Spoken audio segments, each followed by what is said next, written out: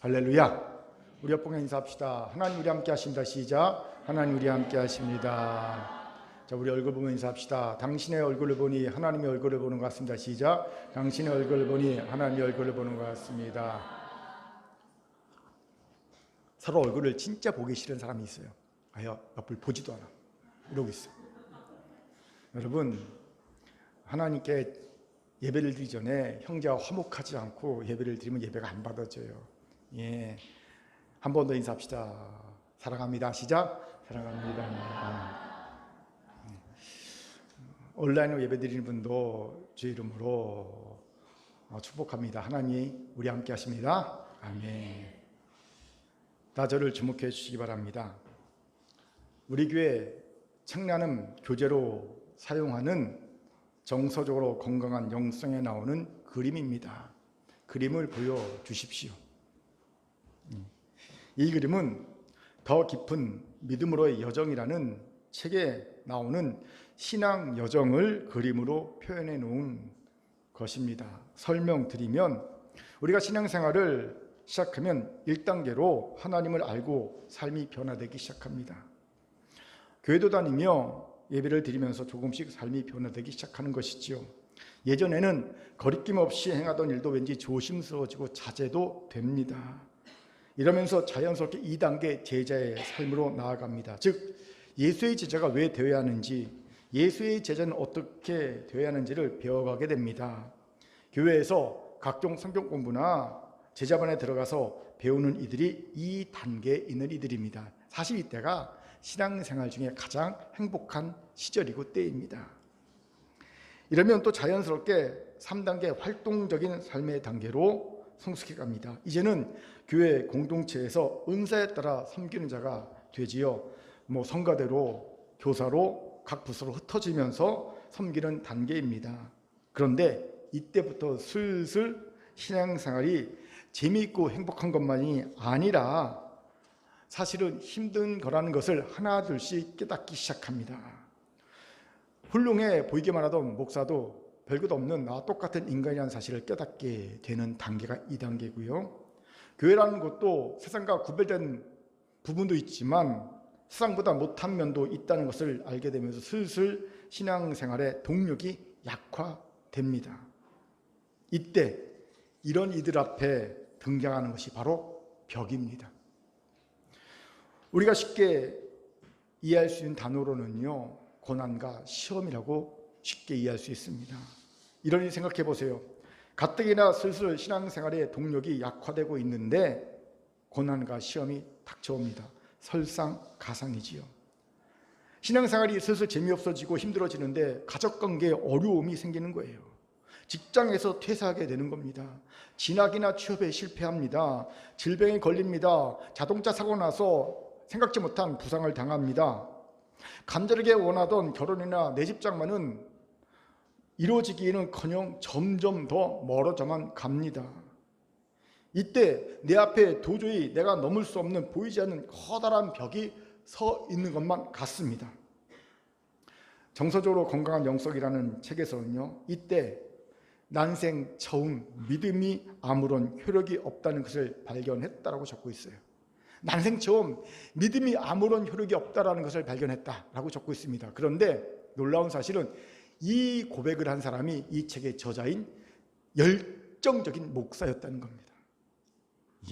열정적인 목사였던 저자가 이 고백을 하고 있어요. 믿음이 아무런 효력이 없구나 느끼는 단계입니다. 그렇게 쉽게 넘어갈 일이 아니지요. 그만큼 이 벽이 견고하고 높아서 많은 신앙인들이 이 벽을 넘어서지 못하고 벽 앞에서 좌절하고 만다는 겁니다. 그런데 아셔야 합니다. 이 벽을 넘어서야 우리가 그토록 원하는 진정한 성숙을 이룰 수 있고요, 우리가 우러르는 신앙의 선배들을 뒤따라갈 수 있습니다. 그들이 누렸던 진정한 성숙을 얻을 수 있습니다. 복을 얻을 수 있습니다. 하지만 현실은 목회자를 포함한 대부분의 성도들이 이 벽 앞에서 헤매고 있다는 거예요. 마치 40년 동안 광야를 헤매다가 광야에서 죽었던 출애굽 1세대처럼 말입니다. 이러니 벽을 넘어서지 못한 이들에게 4단계부터 6단계까지로의 성숙은 엄두도 못 낼 일입니다. 그렇게 여러분 무조건 이 벽은 넘어서야 합니다. 반드시 넘어서야 합니다. 사실 이런 말로는 저도 벽을 다 넘지 못했어요. 벽이 하나가 아니거든요. 벽은 여러 개입니다. 저도요, 넘은 벽도 있지만 넘지 못한 벽도 있습니다. 사실 넘지 못한 벽이 훨씬 더 많습니다. 그러나 제가 이제야 알게 된 것이 어떻게 벽을 넘어야 되는지에 대한 방법이에요. 이건 그냥 알게 된 것이 아니에요. 오랫동안 벽 앞에서 온갖 노력을 하다가 극심한 실패와 좌절도 경험해왔고요. 극도의 수치와 정죄도 해대해 왔습니다. 그러면서 버티고 버틴 거예요. 예. 고통과 좌절, 수치와 모욕감 등등을 버티고 버티다가 드디어 알게 된 겁니다. 물론 하나님이 알게 해주셨습니다. 오늘 저는 이 지혜를 같이 나누려고 합니다. 바라기는 이 지혜를 얻어 우리 모두 벽을 넘어서서 벽 안에서는 경험하지 못했던 벽 밖의 놀라운 신앙의 세계, 하나님의 은혜와 복의 세계를 경험하기 바랍니다. 그 은혜의 세계로 나아가기를 주의 이름으로 축원합니다. 아멘. 옆분과 같이 인사합시다. 이제같이 벽을 넘어섭시다. 시작. 이제같이 벽을 넘어섭시다. 아멘. 이런 제게 오늘 본문의 요셉의 눈에 확 들어왔습니다. 사실 오늘 본문은 남포교회 원로 목사이신 박연선 목사님의 짧은 영상을 보다가 보게 된 본문이에요. 그렇기에 박연선 목사님의 통찰의 일부를 제가 이용하고 있음을 알려드립니다. 자, 본문은요, 이스라엘 초기에 구원을 베푸신 하나님을 찬양하는 시편 중 요셉 이야기 부분입니다. 하나님이 이스라엘에게 어떻게 초기에 구원을 베푸셨는가를 쭉 시편에 설명하고 있거든요. 그 중에서 요셉 이야기를 하고 있는 부분입니다. 그런데 요셉은요, 성경에서 대표적인 벽을 넘어선 인물입니다. 우리가 아는 그의 벽에 무엇이 있습니까? 먼저는 억울한 고난을 생각할 수 있지요. 왜 억울한 고난입니까? 그의 잘못에 비해 너무 과도한 고난을 받았기 때문이지요. 그는 형들의 잘못을 아버지에게 고자질했지요. 그런 잘못을 저질렀습니다. 그 잘못 때문에 그는 형들에 의해 애굽의 종으로 팔려갑니다. 그리고 종으로 있던 보디발의 집에서도요, 성추행범으로 억울하게 몰려서 감옥에 갇히게 됩니다. 무려 13년이 넘는 시간 동안 그를 옴짝달싹하지 못하게 묶고 있던 그 삶의 거대한 벽이었습니다. 과도한 억울함, 억울한 고난입니다. 17세의 나이에 애굽의 종으로 팔려가서 30살 애굽의 총리가 될 때까지 요셉이 억울한 고난이라는 벽 앞에서 얼마나 크게 좌절하고 실망했는지를 우리가 짐작할 수 있죠. 하지만 요셉을 가로막고 있던 인생의 벽은 사실 억울한 고난만이 아니었어요. 더 견고하고 더 큰 벽이 있었음을 짐작하게 됩니다. 그것이 무엇일까요? 두 번째로 인간에 대한 배신감을 들 수 있어요. 생각해 보세요. 먼저 배다른 형들에 대해 얼마나 큰 배신감이 들었을까요? 아무리 미워도 그렇지, 형제 아닙니까? 그런데 어떻게 종으로 팝니까? 어떻게 그럴 수 있습니까? 이 생각에 얼마나 큰 배신감을 느꼈을까요? 두 번째로 보디발과 그 여주인에 대한 배신감도 컸을 겁니다. 여주인에게 느꼈을 배신감은요, 말할 것도 없죠. 모함에서 자신을 성추행범 몰고 감옥에 가겠으니 크게 배신감을 느꼈을 겁니다. 하지만 보디발도 만만치 않습니다. 왜요? 정황상 보디발은 요셉이 아내에게 모함을 받고 있다는 것을 알았을 것이 분명해 보이기 때문이죠. 한번 얘기한 것 같은데 그 증거가 있죠. 여러분, 요셉의 아내가 바로 보디발의 딸입니다.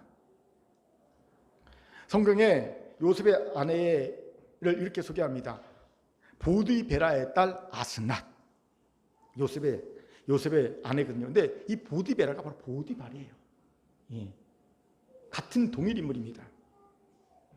여러분, 이건 보디발이 요셉의 무죄를 익히 알고 있다는 증거입니다. 어떤 사람도 자신의 아내를 성추행하는 사람을 자신의 사위로 삼지 않습니다. 미친 사람이 아닙니다. 예? 아는 거예요. 무죄라는 거예요. 또 강력한 증거가 있죠. 여러분, 종이 여주인을 성추행하려다가 실패했습니다. 뭐 다른 거 생각하겠습니까? 바로 죽여버리죠. 굳이 감옥에 넣을 일이 없어요. 죽여버리면 끝납니다. 그런데 감옥에 넣었다는 것은요, 아, 무고하구나. 예? 보디발이 알았다는 겁니다. 그럼에도 그는 자신의 체면을 위해, 아내의 관계를 위해 무고한 요셉을 감옥에 가둡니다. 요셉은요, 보디발이 자신이 무고하다는 걸 알고 있다는 걸 또 알았을 겁니다. 그는 얼마나 크게 배신감을 느꼈을까요? 보이지 않던 보이던 그는 가정 총무애를 정말 최선의 성실했지 않습니까? 그 누구보다도 성실한 가정 총무였지 않습니까? 그런데 배신당한 겁니다. 세 번째로, 감옥에서 꿈을 해몽해준 술 맡은 관원장에게도 큰 배신감을 느꼈을 겁니다. 당연합니다. 해몽을 해주면 자신의 억울함을 바로에게 고해주겠다고 철수까지 약속해놓고 해몽대로 풀려나자 싹 잊어버립니다. 만 2년 동안 그는 아예 요셉을 잊어버리고 삽니다. 그러니 얼마나 크게 배신감을 느꼈을 것 같습니까? 마지막으로 요셉은 어쩌면 아버지 야곱에게 대해서도 배신감을 느꼈을 것 같습니다. 생각해 보세요. 누구 때문에 이런 사단이 일어났습니까? 아버지의 심부름을 하러 형들에게 갔다가 이런 사단이 일어나는 것 아닙니까? 그리고 믿을 건 아버지밖에 없습니다. 아버지가 자신을 구원해 주러 와야 합니다. 그런데 1년이 지나도 2년이 지나도 12년이 지나도 아버지는 오지 않습니다. 자신을 찾지 않습니다. 아버지 사정이 어찌 되었건 아버지에 대한 배신감이 컸을 겁니다. 날 잊어버렸구나. 어떻게 그럴 수 있지? 이런 생각이 들었을 겁니다. 그리고 이 인간에 대한 배신감이 요셉이 신앙인이기 이전에 한 인간으로 성숙해 가는데 가장 큰 벽이 되었을 것 같습니다. 저는요, 요셉이 애굽 총리가 되고서 이름을 사브낫 바네아라고 애굽식으로 개명한 것도, 이 사브낫 바네아는 애굽식 이름이거든요. 그리고 아버지나 형제를 찾지 않은 것도 바로 이 마음의 상처, 배신감이란 벽 때문이라고 생각합니다. 사브낫 바네아로 개명한 건 이제 완전히 애굽 사람을 살겠다는 결단이거든요. 나는 이제 히브리인한 정체성을 버리고 애굽 사람을 살 거야 라는 마음의 다짐인 거예요.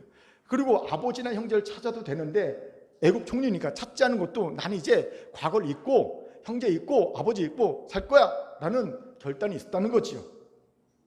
배신감이 그의 큰 벽이었다는 거지요. 보세요. 요셉에게도 억울한 고난이라는 현실적인 벽과 믿고 사랑한 이들에게 배신을 당했다는 배신감의 벽이 견고하고 높게 세워졌음을 봅니다. 그리고 이런 경우 이 벽은 거의 철옹성 수준입니다. 저는 실제로 교회에서 믿었던 이에게 느낀 배신감 때문에 아예 신앙을 포기한 이들 여러 보았습니다. 이건요, 그가 넘을 수 없는 철옹성 같은 벽이에요. 저도 그런 경험이 있습니다. 그리고 저는 하나님의 은혜로 벽을 넘었어요. 그렇게 더 잘합니다. 이 벽을 넘는 것이 얼마나 어려운지 넘어봤기에 합니다. 정말 어렵습니다. 그런데 요셉은 놀랍게도 이 벽을 넘어섭니다. 애굽 총리가 됨으로 고난의 벽도 넘어섰고요.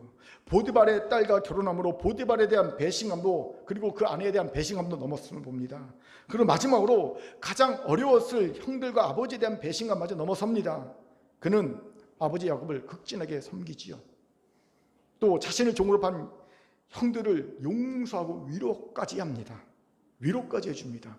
창세기 50장 19절부터 22절까지 우리 힘있게 읽겠습니다. 시작. 요셉이 그들에게 이르되 두려워하지 마소서, 내가 하나님을 대신하리이까. 당신들은 나를 해하려 하였으나 하나님은 그것을 선으로 바꾸사 오늘과 같이 많은 백성의 생명을 구원하게 하시려 하셨나니 당신들은 두려워하지 마소서, 내가 당신들과 당신들의 자녀를 기르리라 하고 그들을 강국한 말로 위로하였더라. 아멘. 놀랍지 않습니까? 여러분, 내게 큰 상처와 배신과 아픔을 준 사람마저 용서됩니까? 그리고 그가 불쌍히 여겨집니까? 그를 위로할 마음이 생깁니까? 벽을 넘어선 사람입니다. 비록 현실에 고난이라는 벽이 존재하고 있다 하더라도 그는 이미 그 벽마저 넘어선 거예요.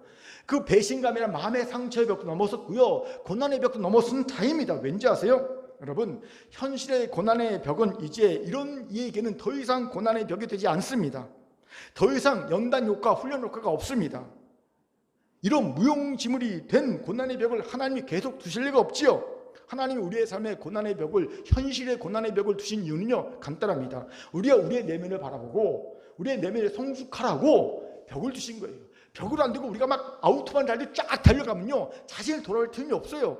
그런데 벽을 딱 주시니까 못 가잖아요, 앞으로. 그러니까 정체했잖아요. 그 정체인 동안에 나를 봅니다. 내 내면을 보는 거예요. 내 내면을 보고 내 안에 상처를 보고 내 안에 아픔을 보고 연약함을 보는 겁니다. 그리고 내 안에 성숙해 가는 거예요. 그 벽 앞에서. 그런데 보세요. 나를 봤어요. 그리고 내면의 상처를 보고 아픔을 봤어요. 치유했어요. 건강해졌어요. 그러니까 하나님이 굳이 벽을 두실 이유가 있어요? 이미 훈련 효과가 끝났어요. 연단 효과가 끝났어요. 그 벽에 가치가 다 가치가 다 사용된 겁니다. 그렇게 하나님은요, 그 벽 치우시는 거예요. 바로 치시는 겁니다. 저는 우리가 요셉처럼 이런 벽을 넘어선 이가 되길 바랍니다. 아멘. 질문이 생기죠. 그럼 요셉은 어떻게 이렇게 넘기 어려운 벽을 넘어섰을까요? 우리는 벽 하나 생기면 그 벽 때문에 10년, 20년 끙끙거리고 결국 그 벽에 좌절돼서 벽 앞에서 신앙을 포기하거나 아니면 다른 많은 걸 포기하고 마는데 어떻게 넘어섰을까요? 본문이 그 방법을 알려줍니다. 같이 알아봅시다. 먼저 내 해석과 감정이 아닌 하나님의 해석과 감정을 따르는 겁니다. 우리 본문 10절 힘있게 읽겠습니다. 같이 1절 시작. 그가 한 사람을 17절 시작. 그가 한 사람을 앞서 보내셨으며 요셉이 종으로 팔렸도다. 아멘. 본문에서 우리는 요셉이 애굽종으로 팔려간 것에 대한 두 가지 해석과 감정이 공존하고 있음을 보게 되지요. 먼저는 보이는 그대로 종으로 팔렸다는 해석과 감정입니다. 다른 하나는요, 하나님이 이스라엘을 구원하시기 위해 원대한 꿈을 이루시기 위해 한 사람을 먼저 애굽에 보내셨는데 그 사람이 요셉이다 라는 해석과 감정입니다.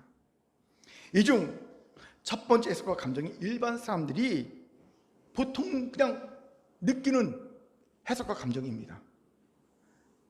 그럼 두 번째 해석과 감정은요, 하나님의 해석과 감정이겠죠. 자, 질문 드립니다. 요셉이 가졌던 해석과 감정이 무엇이었을까요? 첫 번째일까요? 두 번째였을까요? 두 번째였을 겁니다.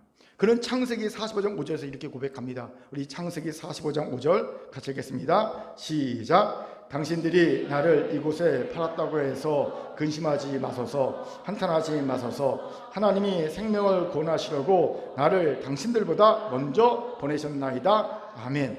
보세요. 요셉은 두 가지 해석과 감정 중에 인간들이 보통으로 하는 해석과 감정이 아닌 하나님의 해석과 감정을 따랐음을 봅니다. 이것이 그가 벽을 넘어설 수 있는 비결이었다는 거지요. 이것에 주목합시다. 한 가지 사건을 두고 우리는 하나님과 다른 해석과 감정을 가질 수 있어요. 아니, 대부분은요, 하나님과 다른 해석과 감정을 가집니다. 가데스반에서 가나안 땅을 정탐하고 돌아온 10 정탐꾼을 보십시오. 그들은 정탐한 가나안 땅을 어떻게 해석하고 느꼈습니까? 도저히 정복할 수 없는 초롱성이요, 거인들이 따는 거인족에 사는 땅이기에 우리는 그들에 비한 메뚜기와 같소. 우리는 절대 그 땅을 정복할 수 없어. 우린 절망적입니다. 지금은 당장 짐 싸서 애굽으로 돌아가야 합니다. 이들의 해석과 이들의 감정이었습니다. 이에 반해 여호수아와 갈렙만 하나님이 함께 하시면 능히 이길 수 있습니다. 그들은 우리의 밥입니다. 올라가서 정복합시다. 하나님의 해석과 방법을, 해석과 감정을 여호수아와 갈렙만 따릅니다. 그런데 이 여호수아와 갈렙이 따른 하나님의 해석과 감정을요, 이스라엘 모든 백성은요 따르지 않습니다. 모든 백성은요 오히려 인간의 해석과 감정을 따릅니다. 그 결과 그들은 약속의 땅을 코앞에 두고 또 약속의 땅이 정말 젖과 꿀이 흐르는 땅인 것을 확인해 놓고도, 그렇죠? 그들은 젖과 꿀이 흐르는 땅인 걸 확인해 놓고도 다시 광야로 돌아가 광야에서 헤매다가 다 죽고 맙니다. 이것이 인간의 연약함이죠. 우리는 하나님이 아닌 인간의 해석과 감정을 따르려고 합니다. 그것도 압도적으로 따르려고 합니다. 질문이 생기죠. 왜 우리는 하나님의 해석과 감정이 아닌 인간의 해석과 감정을 압도적으로 따르려고 할까요? 중요한 이유가 있어요. 우리가 가진 형통과 행복의 개념이 잘못되어 있기 때문입니다. 요즘 제가 계속 스키마 얘기를 하죠. 우리가 뭔가 인식하는 체계, 가치 체계, 스키마 얘기를 하는데 형통과 행복에 대해 잘못된 스키마가 있다는 겁니다. 우리 같이 창세기 39장 23절 한번 읽어볼까요? 같이 읽겠습니다. 시작. 간수장은 그의 손에 맡긴 것을 무엇인지 살펴보지 아니하였으니 이는 여호와께서 요셉과 함께 하심이라. 여호와께서 그를 범사에 형통하게 하셨더라. 아멘. 형통이라는 단어에 주목해 봅시다. 요셉이 하나님과 함께 해서 감옥에서 형통했다고 말하죠. 여러분 그런데 이상하지 않습니까? 하나님이 함께 하셔서 요셉이 형통했다면 우리가 일반적으로 생각하는 생각이라면 어떻게 해야 됩니까? 감옥에서 나오고 종의 힘에서 풀려나야지 형통이죠. 하나님이 함께 해서 형통했다면 감옥에서 있는 게 아니라 감옥에서 나오고 종의 힘에서 해방되는 게 형통 아닙니까? 우리가 아는 형통의 개념은 마땅히 그리 되어야 할 것 같습니다. 그런데 왜 성경은 여전히 감옥에 있는 요셉에게 형통하다고 말을 하고 있을까요? 하나님이 함께해서 요셉이 형통했다. 우리가 아는 형통의 개념과 하나님이 말씀하신 형통의 개념이 다르기 때문입니다. 우리가 아는 형통의 개념은요, 내가 원하는 대로 내 뜻대로 되는 거예요. 내가 원하는 대로 내 뜻대로 다 되는 게 형통입니다. 하지만 하나님이 말하는 형통은요, 하나님의 뜻대로 되는 겁니다. 그게 형통이에요. 성경이 말하는 형통은요. 그렇습니다. 내 생각, 내 계획대로 길이 열리고 일이 성취되는 것이 형통이 아닙니다. 하나님의 뜻이 이루어진 것이 형통입니다. 그런데 우리는 이 하나님의 형통을 모르지요. 그러니 고난에 대한 해석과 감정이 하나님과 다를 수밖에 없습니다. 하나님은 우리에게 고난이라는 벽을 딱 주셔도 그것이 하나님의 뜻을 이룰 수 있는 과정이라면 하나님께 형통인 거예요. 하나님 우리를 꼼짝달싹 못하게 딱 막아놓으시고 우리에게 큰 아픔과 상처를 주셔도 그것을 통해 하나님의 뜻을 이룰 수 있다면 하나님께는 그건 형통인 거예요. 그건 은혜고 복인 거예요. 하나님 그걸 은혜로 복으로 느끼십니다. 내가 지금 내 사랑하는 자에게 은혜를 줬다, 복을 줬다, 그렇게 느끼시는 거예요. 하나님은요. 하지만 우리에게 고난이라는 벽은요 절대 형통이 아닙니다. 그건 고난은 고난일 뿐이에요. 내 앞길을 막고 있는 내 마음에 상처를 준 건요 아픔과 상처일 뿐입니다. 아무것도 아닌 거예요. 그 이상 이하도 다르죠. 우리가 행복의 개념도 마찬가지입니다. 예수님께서 팔복에서 행복하니라고 감탄하신 이들을 보세요. 예수님께서 행복하다 너희여라고 감탄하신 이들이 있습니다. 그들이 누군지 아십니까? 마태복음 4장 24절부터 5장 1절까지를 같이 읽겠습니다. 시작. 그의 소문이 온 수레에 퍼진지라 사람들이 모든 앓는 자 곧 각종 병에 걸려서 고통당하는 자 귀신 들린 자 간질하는 자 중풍병자를 데려오니 그들을 고치시더라. 갈릴리아 데가볼리아 예루살렘과 유대와 요단강 건너편에서 수많은 무리가 따르니라. 예수께서 무리를 보시고 산에 올라가 앉으시니 제자들이 나온지라. 아멘. 예수님께 나온 자들의 면면을 보십시오. 우리의 해석과 감정으로는요 이들이 도저히 행복할 수 없는 자들 아닙니까? 각종 병에 걸려서 고통당하고 있습니다. 귀신 들렸습니다. 간질합니다. 중병자들입니다. 그런데 예수님은 그들을 보시자마자 감탄하십니다. 팔복을 막 말씀하십니다. 행복하다 너희여, 심령이 가난한 너희여, 감탄하십니다. 이유는 하나입니다. 이들은 예수께 나왔기 때문입니다. 예수님께 나왔다는 그것만으로 이들은 행복한 자인 거예요. 즉 예수가 그들과 함께하고 계시기 때문입니다. 이것이 하나님이 생각하신 행복입니다. 우리가 생각하는 행복과 다르죠. 우리가 생각하는 행복은요 형통해야 행복하다 느끼는 거거든요. 내가 원하는 대로 내 뜻대로 다 돼야지, 형통해야지 느껴지는 감정이 행복입니다. 우리는. 하지만 하나님은 그저 하나님의 뜻이 이루어지는 것이 형통이요 그저 하나님이 함께 하시는 것이 행복이라고 말씀하십니다. 하나님의 해석이 하나님의 감정입니다. 그런데 문제는 대부분의 신앙인이 인간의 해석과 감정을 따른다는 거지요. 특히 형통과 행복의 개념에서는 더욱 그러합니다.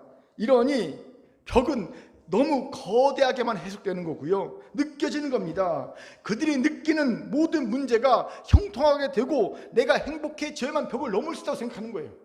근데 되질 않잖아요. 그러니 불행한 겁니다. 현실은 형통하지 않거든요. 행복과 거리가 너무 멀다고 느껴지기 때문입니다. 저는 이런 잘못된 형통과 행복의 개념을 따르기에 벽 앞에서 좌절하고 슬퍼하는 신앙이들 참 많이 보았습니다. 사실 저도 그런 경험이 있어요. 제게 교회 부흥은요 거대한 넘을 수 없는 벽이었습니다. 이 벽을 넘어야지만 행복해지고 이 벽을 넘으려면 제가 형통해져야 되거든요. 원하는 대로 내 뜻대로 다 돼야 되는데 형통하지 않은 거예요. 그래서 좌절했고 원망과 불평의 마음이 들었습니다.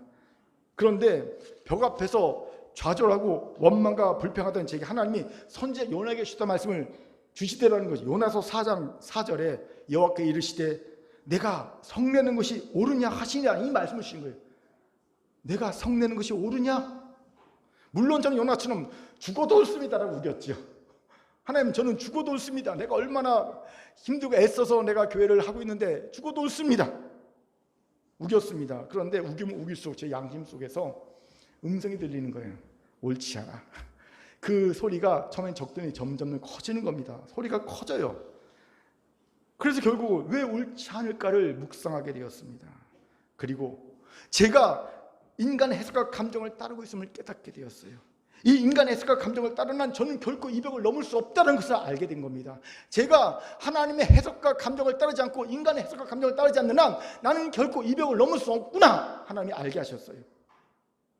이후에 저와 같은 성도들이 보이기 시작하더라고요. 인간의 해석과 감정을 가지고 벽 앞에서 좌절하고 원망하고 불평하고 있는 이들을 볼 수 있었습니다. 절대 벽을 넘을 수 없는 이들이었어요. 아십시오. 하나님의 해석과 감정을 가지는 순간 그렇게 거대하게만 느껴지던 그 벽이요, 사라지는 경험하게 될 겁니다. 제가 그랬어요. 하나님의 해석과 감정을 따르기로 한 순간 부흥이라는 절대 넘을 수 없는 벽이요, 순간 없어지더라고요. 왠지 아세요? 더 이상 이제 제게 부흥이라는 벽은요, 내가 넘고 싶은 넘어야 될 벽이 아니거든요. 넘고 싶은 벽이 아니에요. 넘어야 될 벽이 아니에요. 이 산이 아닌가가 돼버린 거예요. 예. 그러니까 그 벽이 없어지는 겁니다.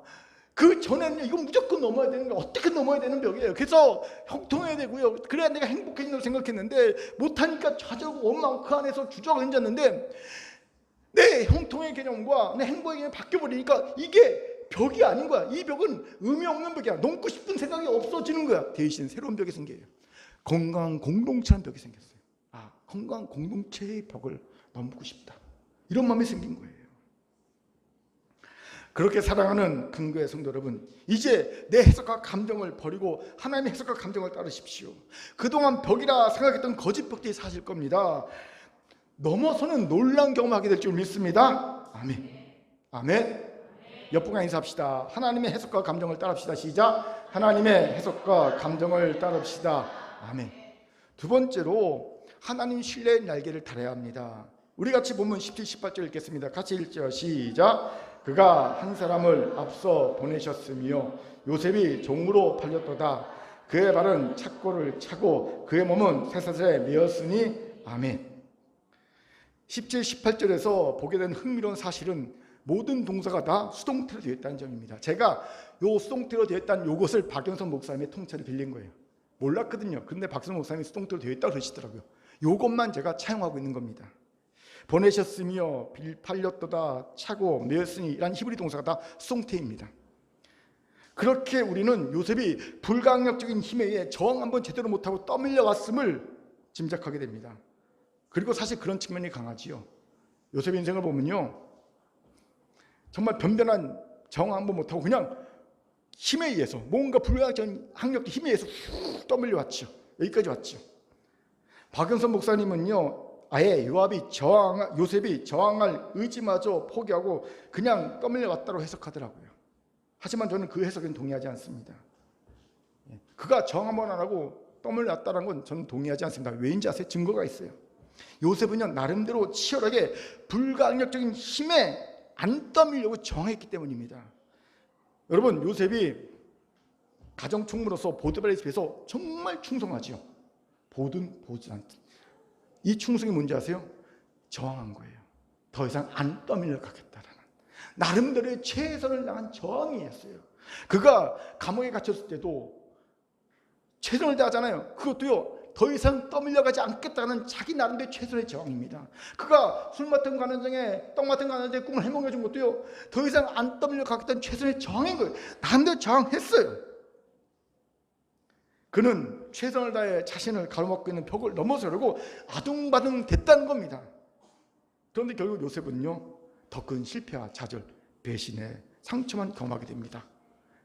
그의 저항을 너무 아무렇지 않게 무너뜨려버리는 너무 강력한 힘이 있었기 때문이죠. 그리고 그는 결국 아무것도 할 수 없는 이가 되고 맙니다. 아무것도 할 수 없는, 그의 저항이 무의미한 그런 존재가 됩니다. 여러분, 이 말의 의미가 뭔지 아세요? 요셉에게 비로소 하나님 신뢰의 날개가 달렸다는 거예요. 하나님 신뢰의 날개가 달렸다는 겁니다. 무슨 말입니까? 여러분, 우리가 자기의 능력에 대해 철저하게 실망하고 좌절하게 되면 우리는 하나님을 찾게 돼 있어요. 하나님을 신뢰하게 되어 있습니다. 기도원에 가면 왜 이렇게 믿음 좋은 사람들이 많이 있는지 아세요? 그들은요, 다 자신의 능력에 대해 철저하게 좌절하는 사람들이기 때문입니다. 다 자신의 능력에 대해 철저하게 좌절했기 때문에 기도원에 가서 전부의 의지 없어 손을 들고 옵니다라고 고백하고 있는 거예요. 그러니 하나님을 찾고, 그러니 하나님을 신뢰하는 자가 되는 거지요. 저도 이런 경험이 있습니다. 자녀를 제 뜻대로 통제하려고 제가 할 수 있는 최대한의 힘과 방법을 써봤어요. 다 아실 겁니다. 예. 내 마음대로 내 뜻대로 자녀를 통제해 보려고 내 힘과 내가 할 수 있는 모든 방법을 다 써봤습니다. 그리고 저는 제 능력에 대해서 방법에 철저히 실망했습니다. 철저히 좌절했습니다. 못하겠다. 항복 하나님. 그런데 놀랍게도요, 제 마음에 하나님의 신뢰가 생기더라고요. 하나님, 저는 못하니 하나님이 책임져 주세요. 적당히 힘을 쓰고 적당히 방법을 썼을 때는요, 그래서 내 능력에 대해 어느 정도 신뢰가 있고 내 능력에 대해 철저하게 실망하지 않을 때는 가질 수 없던 신뢰가 갑자기 생기는 거예요. 신뢰가. 이때 깨달아지더라고요. 우리가 왜 철저하게 하나님 신뢰를 하지 못하는지를. 왜일지 아세요? 자기 능력에 대해 완벽하고 철저하게 실망하지 않고 좌절하지 않았기 때문입니다. 이 말은 아직 내가 낼 수 있는 최고의 노력을 내고 있지 않았다는 거예요. 그러니 자기에 대해 철저하게 실망하지 못하고 하나님을 철저하게 신뢰하지 못하는 어중간한 신앙이 되고 마는 거지요. 왜 바울이 그렇게 철저하게 하나님을 신뢰한 자가 된지 아십니까? 그는 자기의 힘과 자기의 노력으로 철저하게 의를 추구했습니다. 그러다가 아주 철저하게 실망했습니다. 좌절했지요. 내 힘과 방법으로는 절대 의를 얻을 수 없다는 걸 그는 철저하게 깨닫습니다. 좌절함으로. 그러니 그는 철저하게 하나님을 신뢰하게 된 거지요. 바로 요셉이 이런 과정을 겪은 겁니다. 그리고 그에게 하나님 신뢰라는 날개가 생긴 겁니다. 여러분, 하나님 신뢰는요, 우리를 날개하는 날개입니다. 땅을 디디고 살 수밖에 없는 우리가 창공을 비상한 독수리가 될 수 있게 하는 힘이 하나님 신뢰라는 날개에 있습니다. 3천적인 삶에 국한되어 묶여 사는 우리가 4천적인 삶을 살 수 있는 놀라운 신비의 능력을 경험하는 힘이 하나님 신뢰라는 날개에 있습니다. 저는요, 이 하나님 신뢰라는 날개로 내 앞에 있던 높고 견고했던 자녀 통제하는 벽을 가볍게 넘어섰습니다. 예전에는요, 자녀가 새벽에 들어오면 불안했어요. 그리고 그때까지 잠을 못 잤습니다. 2시에 들어오든 3시에 들어오든. 그러니까 새벽기도 빵꾸 되는 거예요. 2, 3시까지 잠을 안 자고 있으니 새벽기도 나와서 힘들잖아요. 그렇죠? 예. 그리고 나를 불안하게 하는 자녀가 미워요. 내 말을 안 듣지, 이렇게 밉지. 아빠를 생각 안 하네. 아빠 3시에 자면 4시에 자면 새벽기도 못 하는데 막 불안하고 미워요. 근데 이제는요, 평안합니다. 이제는 언제 들어왔는지 모르고 잡니다.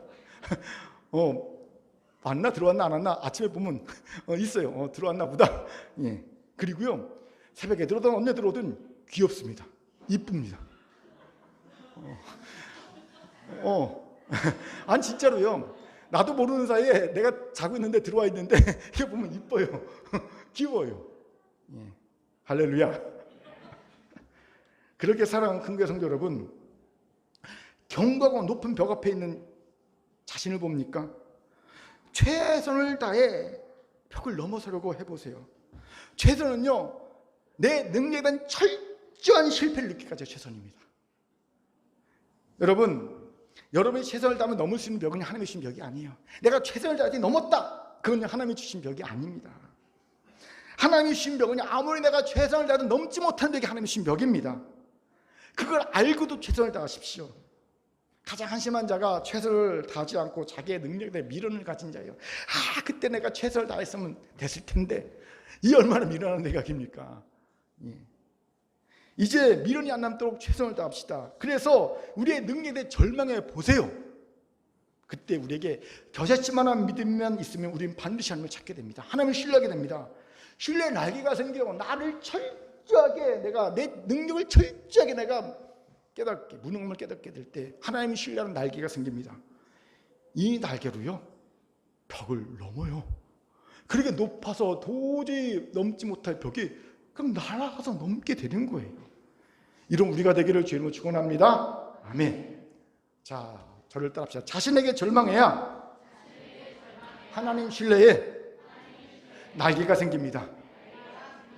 아멘. 세 번째로 벽을 넘어서려면 내 말씀을 단련받아야 됩니다. 우리 19절을 같이 읽죠. 19절 힘있게 읽겠습니다. 시작. 곧 여호와의 말씀이 응할 때까지라 그의 말씀이 그를 단련하였도다. 아멘. 19절에서 하나님은 요셉이 벽을 넘을 수 있었던 결정적인 이유로 그의 말씀이 그를 단련했다. 그 때문이라고 말씀하십니다. 여러분 이상하지 않습니까?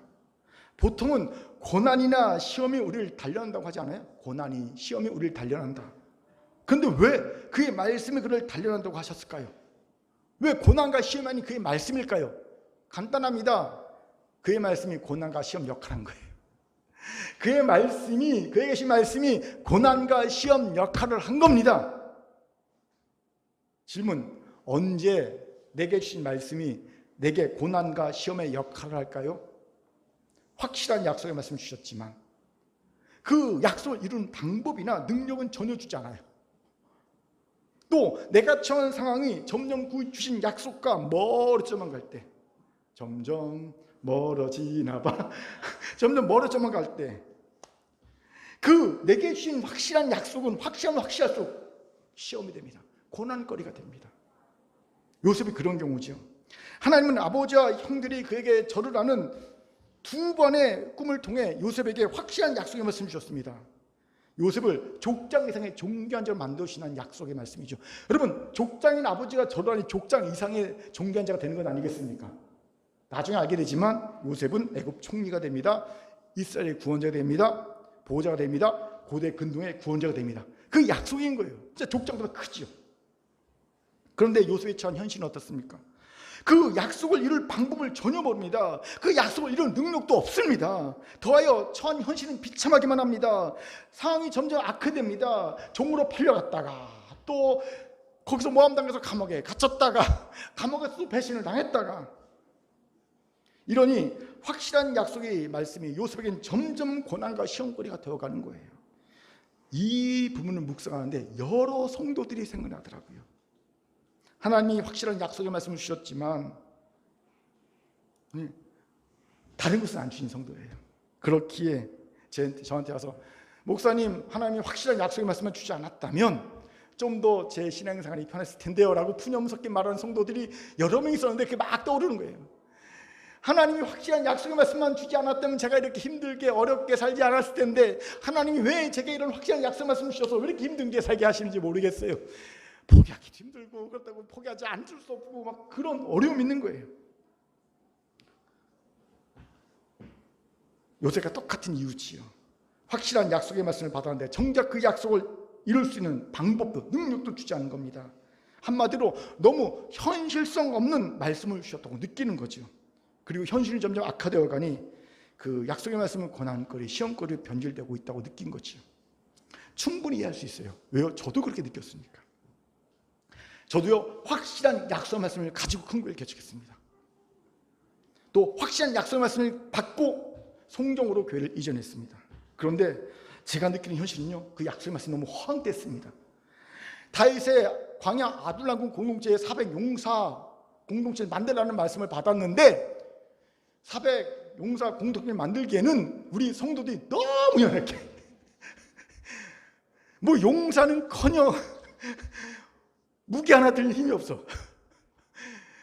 전쟁에 나가서 싸운 용사가 아니라 전쟁 소리만 나도 도망칠 만한 연약한 자들이 넘쳐나. 다 그래. 너무 황된 거야. 어떻게 다윗의 아둘람 공동체 400 용사 공동체 만들겠습니까? 이들을 데리고. 너무 황된 약속 아닙니까? 그게 점점점 압력이 되는 거야 내게. 이건 너무 허황된 약속이 맞습니다. 또 코로나 상황에서 교회 부흥과 교회 건축의 약속은 너무 막막한 거예요. 하나님께서 교회 부흥과 건축 약속을 주셔서 공동으로 딱 이전했는데 코로나가 빵 터지면서 예, 부흥과 교회 건축은 너무 막막한 겁니다. 이때 계속 제 안에 약속의 말씀에 대한 회의와 내가 말씀을 잘못 듣는 건 아닌가, 내 자신 회의가 막 반복되는 거예요. 내가 잘못 듣는 건 아닌가, 약속의 말씀이 잘못된 건 아닌가, 계속 반복되는 거예요. 여러분, 이 별것 아닌 것을 가지고 제가 이러니 요셉이 얼마나 힘들었겠냐는 거죠. 그런데 놀랍게도 요셉은요, 약속의 말씀으로 단련을 받아 벽을 넘어서게 되었다고 말합니다. 어떻게 그럴 수 있을까요? 그 비결이 단련이라는 단어에 있어요. 19절 보십시오. 그의 말씀이 그를 낙담시켰다, 시험에 들겠다가 아니라 단련했다고 말씀하십니다. 단련이란 긍정적인 측면으로 그를 성숙시켰다는 뜻이지요. 주목하십시오. 낙담과 시험이 아닙니다. 성장과 성숙입니다. 요셉은 그에게 주신 허황된 약속의 말씀을 가지고 낙담과 시험이 든 게 아니라 오히려 성장과 성숙했다는 겁니다. 성장과 성숙을 만들어냈다는 거죠. 그리고 요셉은 벽을 넘어선 자가 된 겁니다. 도대체 요셉은요, 어떻게 이 정말 허황돼 보이는 약속의 말씀을 가지고 낙담과 시험이 아닌 성장과 성숙을 만들어낼 수 있었을까요? 요셉의 13년 고난의 세월을 쭉 보니까 일관되게 나타나는 삶의 특징이 있습니다. 뭔지 아세요? 매일 주어진 상황에서 최선을 다했다는 겁니다. 그렇습니다. 요셉은 도대체 하나님이 어떻게 약속의 말씀을 이루어 주실 감도 잡혀지지 않은 상황입니다.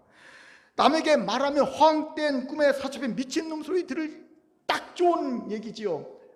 감옥에서 하나님이 내게 이런 놀라운 꿈을 주셔서, 내 비전을 주셔서, 약속의 말씀을 주셔서 말하면 미친놈아 그럴 겁니까? 주제라라, 그치요? 그런 상황입니다.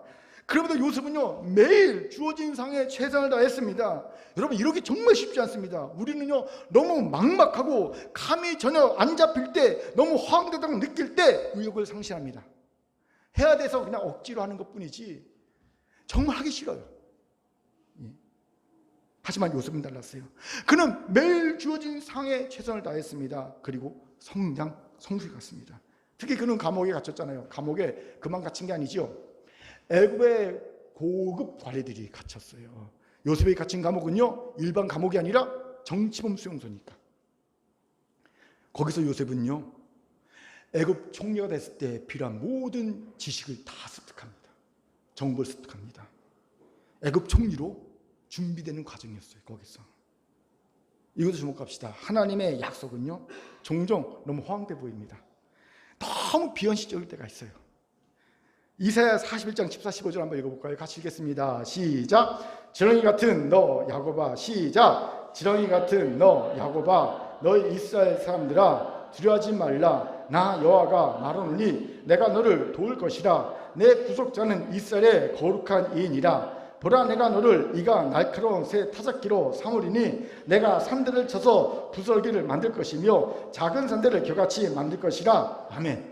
자, 내가 어린이부터 친구한테 질문할게. 맞히면 목사님은 다음 주에 선물 준다. 맞힌 친구에게. 자, 이거 여러분이 알 수 있는 거야. 자, 질문 드린다. 어른들은 대답하지 마세요. 어린이부터 친구들만 맞는 거야. 지렁이에게 이빨이 있습니까, 없습니까? 지렁이에게. 그렇지. 지렁이 이빨 없어요. 목사님이 몰라갖고 지렁이 해부도를 봤어. 있나 없나 헷갈리더라고. 그래갖고 생물도감을 찾아서 지렁이를 해부한 걸 봤어. 지렁이는요, 이빨이 없대요. 이빨이 없대요. 예. 누가 맞췄지? 그치. 오케이. 기억해뒀어. 우리 이쁜이가 맞춰서 기억했어. 그치. 오케이. 예은이지 이름이, 그치? 하은이지, 그치? 하은이지. 맞나? 오케이. 하은이가 맞췄어. 좋아. 여러분 보세요. 지렁이 이빨이 없어요. 그런데 하나님은요, 없는 지렁이 이빨을 날카로운 새 타작기로 만들어서 심지어 산들을 부스러기로 만들 만한 강력한 힘을 받아야 했대요. 얼마나 강력합니까? 지렁이 이빨이 없어요. 근데 하나님은요, 이빨을 줘서 그 부들부들한 그 연약한 지렁이가 거대한 산을 부스러뜨린대요. 부스러기로 만들어버린대요. 비유입니다. 너무 황당한 비유죠. 질문, 왜 하나님이 이렇게 그 약속을 이 황당하고 허무하고 비현실적으로 해주실까요? 너무 약속이 허황되잖아요. 비현실적이잖아요. 간단합니다. 따라합시다. 하나님은 전능하시기 때문이다. 그래, 하나님은 전능하시기 때문입니다. 전능하신 하나님입니다. 하나님은요, 지렁이가 이빨이 없어 아세요? 이빨 줄 수 있어요. 그리고 그 약한 이빨을 정말 산들을 부서뜨릴 수 있는 강철 타작기로 만들 수 있는 능력이 하나님께 있습니다. 하나님께 그건요, 일도 아닙니다. 하나님께 너무나 당연한 겁니다. 하나님 원하시기만 하면 그건 이룰 수 있는 현실인 거예요. 하나님은 전능하신 하나님이기 때문입니다. 그렇게 우리가 이 전능하신 하나님을 믿어야 합니다. 그래야 매일 주어진 상황에서 최선을 다할 수 있게 되는 겁니다. 요셉이 그랬다는 거예요. 방법도 없어요. 감도 안 잡혀요. 현실은 점점 악화돼요. 하지만 그에게는 어떤 믿음이 있습니까? 내 하나님 전능하신 하나님. 그러니까 어떤 일이 벌어질지 모르는 거예요. 갑자기 오늘 역사날 수 있어요. 갑자기 우리 큰교회 다음 주에 한 3,000명이 몰려올 수 어떻게 합니까? 그건 하나님의 일이에요. 예. 갑자기 오늘 설교를 유튜브에서 누가 딱 보고 대박이 나갖고 갑자기 우리를 몰려올지 어떻게 합니까? 이건 모르는 거군요. 모르는 거. 그렇죠? 예. 사랑하는 큰교회 성도 여러분, 전능하신 하나님 믿으십시오. 지렁이에 이빨을 주시고 그 이빨을 가지고 큰 산을 쳐서 부스러기게 만들게 하실 수 있는 하나님을 믿으시기 바랍니다. 그럼 내가 지렁이 같아도, 내가 이빨이 없어도 약속하면서 붙잡고 하는 거예요. 지렁이 같은 너 야곱아 있어야라. 맞아요, 하나님, 나 지렁이에요. 나 이빨도 없어요. 그런데 내가 너를 산을 부서뜨릴 철 타작기처럼 만들게. 아멘. 나가는 거예요. 그 말씀이 내게 낙담과 시험거리가 아니라 성장과 성숙을 주는 말씀이 되는 겁니다. 그러면 예전엔 그렇게 거대하게만 느꼈던 벽도 이제는 넘을 만한 벽이 되는 거예요. 제가 도림초등학교를 나왔는데 어릴 때는요, 그 교문, 대문 앞에 그 신장로가 너무 넓게 보였어요. 너무 넓게 보였어요. 근데 나이가 들어서 가보니까 골목길이 돼. 어릴 때는요, 초등학교 학교 대문이 신장로였어요. 대문 앞에 길이 되게 큰 길로 보였는데 나이 들어가 보니까 진짜 조그만 골목길이 돼. 뭐가 변한 겁니까? 내가 변한 거잖아요. 내가 거대한 벽이, 넘을 수 없는 벽이요, 내가 성장하고 성숙하면요 이까짓 것 허들 정도 생각하는, 허들 넘을 수 있게 되는 겁니다. 오늘 이 믿음과 내가 길 바랍니다. 아멘. 자, 옆분에게 이렇게 인사합시다. 당신의 말씀으로 단련 받으세요. 시작. 당신의 말씀으로 단련 받으세요. 이제 말씀 마치죠. 몇 달 전 하나님의 부르심을 받으신 고 이호령 교수님 아시죠? 그분이 생전에 정말 많은 명언을 남기셨습니다. 근데 사람들이 공히 말하는 그분 인생 최고의 명언 하나가 있어요. 뭔지 아세요? 이호령 교수님이 남기신 명언, 최고의 명언 하나, 여러분 다 아는 겁니다. 오늘 설교와 연관돼 있어요. 뭘까요? 이거 마치면 커피 한 잔. 오늘 설교 제목과 연관이 되어 있는데, 덕을 넘어서. 역시 센스는. 커피 한 잔. 벽을 넘어서예요. 이게 1988년 88 올림픽 주제잖아요. 이호령 교수님이 벽을 넘어서라는 주제를 만들었거든요. 여러분, 온 국민의 염원을 담은 벽을 넘어서라 라는 주제처럼 88 서울 올림픽은요, 대한민국이라는 이 동방의 작은 나라가 가졌던 많은 벽들 넘어서게 했어요. 그 올림픽을 치르면서 전쟁의 표를 딛고 일어서 경제의 부흥을 이룬 자랑스러운 대한민국의 이름을 올림픽 속에 전 세계에 각인시켰기 때문입니다. 그런데 그 후 30여 년이 지났잖아요. 지금 우리는 아직도 수많은 벽 앞에 주저앉아 있음을 봅니다. 남과 북의 대립이라는 벽, 동과 서, 진보와 보수의 대립이라는 벽, 세대 간의 갈등이라는 벽, 가진 자와 못 가진 자의 갈등이라는 벽, 남성과 여성의 갈등이라는 벽, 또 요즘엔 남성과 여성과 또 중간성 갈등이라는 벽, 수많은 벽들을 우리 넘어서고 있지 못합니다. 그런데 여러분, 나라만 벽을 넘어서고 있지 못한 게 아니죠. 국민 개개인도 벽을 넘어서고 있지 못합니다. 벽 앞에서 좌절하고 있습니다. 그러니 계속 자살 1위의 국가 아닙니까? 자살률. 여러분, 어느 세대가 제일 자살률이 높은 데서 우리나라에서? 20대입니다. 20대가 제일 자살을 많이 하고 있어요. 한국에서. 이런 상황에서 복음을 가진 성도와 교회마저 너무 무기력합니다. 며칠 전에 교회개혁 협의회에서 청소년 사역자들이죠. 청년 사역자들이 모여서 대책 회의를 했어요. 왜냐하면 한국 교회 청년들이 실종되고 있어요. 사지고 있어요. 아예 씨가 말라지고 있어요. 없어요, 청년들이. 500명 모이는 교회에 청년들 10명도 안 돼요. 없어요. 근데 열심히 회의했어요. 교회 개혁 협의회에서 청년 사역자 다 모여서 회의했어요. 어떻게 하면 이 청년들 살릴까 막 했는데 결론은 대책이 없다. 몇 시간 그 교수 와서 강의하고 청년 사역자들 와서 막 얘기하고 있지만 결국 대책이 없다. 대책이 없다. 우리도 벽 앞에서 좌절하고 원망하고 불평을 쏟아내고 있지 않습니까? 대책이 없는 거예요. 그럼 우리도 그렇게 이제 우리부터 벽을 넘어서야 합니다. 어떻게요? 내 해석과 감정이 아닌 하나님의 해석과 감정을 따르기 결단합시다. 특히 형통과 행복에 대해서 더욱 그리합시다. 자신의 능력에 철저하게 절망합시다. 이를 통해 하나님 신뢰의 날개를 답시다. 내 말씀을 단련 받읍시다. 하나님의 전능하심을 믿고 비록 허황돼 보이는 말씀에도 굳게 붙잡고 매일 주어지는 사역에 최선을 다합시다. 성장과 성수 이루시기 바랍니다. 분명 벽을 넘어서게 될 겁니다. 여러분, 벽을 넘어선 순간 새로운 신앙의 세계가 열립니다. 새로운 은혜와 복이 주어집니다. 그때부터 진짜 신앙의 세계예요. 그때부터 진짜 하나님의 은혜가 무엇이지 아는 순간이에요. 거기부터가. 그 사람만이 벽 안쪽에서 절망 가운데 있는 이들에게 구원의 손을 내밀 수 있는 거예요. 나도 벽 앞에서 절망하고 있는데 누구를 내가 구원 안 내겠습니까? 예? 오늘 이 은혜가 있기를 주의 이름으로 축원합니다. 아멘. 하나님의 말씀이었습니다. 기도하겠습니다. 사랑과 자비하는 참 감사합니다. 하나님, 우리 큰교회 성도 모두 다 벽을 넘어선 자 되게 하시고 벽을 넘어선 자의 은혜와 기쁨과 행복과 참 자유를 누리게 도와주옵소서. 감사드리며 예수님 이름으로 기도합니다. 아멘.